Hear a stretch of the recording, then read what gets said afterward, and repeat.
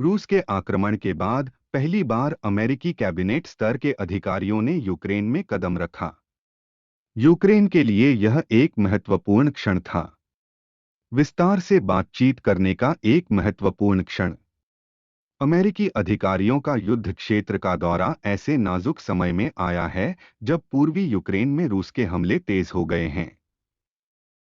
राष्ट्रपति ज़ेलेंस्की ने अमेरिकी सचिवों से खाली हाथ न आने का आग्रह किया।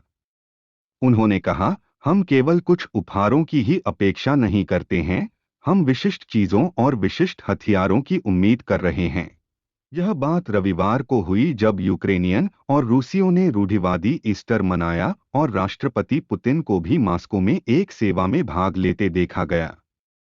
अमेरिकी अधिकारियों ने कहा कि वे इस लड़ाई में यूक्रेन का समर्थन करने के लिए हर संभव प्रकार के तोपखाने गोला बारूद उपलब्ध करा रहे हैं जो लड़ाई के इस चरण में प्रभावी होंगे। यूक्रेन के लिए दीर्घकालिक सहायता पर चर्चा करने के लिए अमेरिकी रक्षा सचिव 20 से अधिक देशों के सहयोगियों के साथ बैठक करेंगे। अमेरिकी राष्ट्रपति जो बाइडेन ने यह भी कहा है कि पुतिन को उम्मीद नहीं थी कि इतने कम समय में नाटो को यह एकता मिल जाएगी, जो शायद पुतिन के लिए सबसे बड़ा आश्चर्य है। कुछ अमेरिकी अधिकारियों का यह भी कहना है कि पुतिन वास्तव में इस सच्चाई को पचा नहीं पाए हैं कि यूक्रेनियन भी कैसे संयुक्त हैं।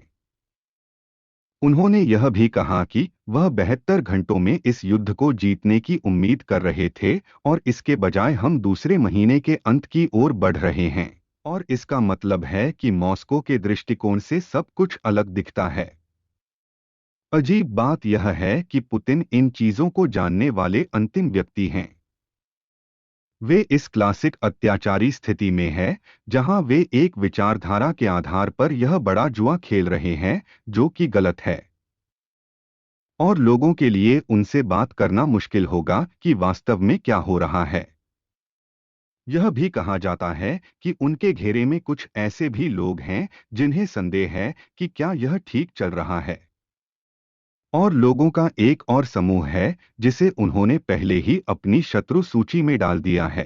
ये वे लोग हैं जो कभी पुतिन की खुफिया और उनके प्रचार मंडलियों में बहुत महत्वपूर्ण थे, लेकिन अब कथित तौर पर जेल में हैं या घर में नजरबंद हैं।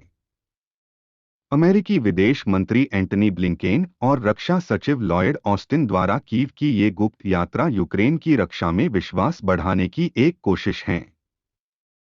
इन अमेरिकी अधिकारियों ने कीव के लिए मजबूत समर्थन की पेशकश की और ब्लिंकन ने कहा कि रूस विफल हो रहा है, जबकि ऑस्टिन ने कहा कि वाशिंगटन रूस को सैन्य रूप से कमजोर देखना चाहता है ताकि वह भविष्य में अपने लोकतांत्रिक पड़ोसियों पर हमला करने की कोशिश कभी न कर सके।